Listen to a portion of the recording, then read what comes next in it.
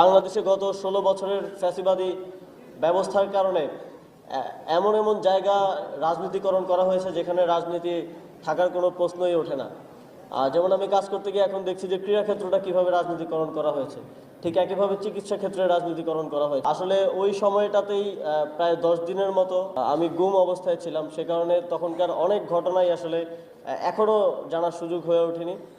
ঠিক 5 তারিখের পরেই সরকার গঠন এবং সরকারের দায়িত্ব পালনের কারণে অনেক কিছুই জানতে পারেনি, অনেক কিছুই এখনও অন্ধকারে রয়ে গেছে এবং বাংলাদেশের অনেক মানুষই কিন্তু এই ঘটনাগুলো জানে না। সেজন্য আপনাদের প্রতি আহ্বান থাকবে যে জুলাই গণ অভ্যুত্থানের আপনাদের প্রত্যেকের স্মৃতিগুলো, প্রত্যেকের অভিজ্ঞতাগুলো আপনারা লিখুন, আপনারা বই আকারে প্রকাশ করুন, আপনারা প্রকাশনী আকারে প্রকাশ করুন, যাতে করে দেশের মানুষ জানতে পারে আমরা দেশের মানুষের স্মৃতি থেকে আগামী 100 বছরেও যেন কোনোভাবে এই জুলাই গণ অভ্যুত্থান হারিয়ে না যায়।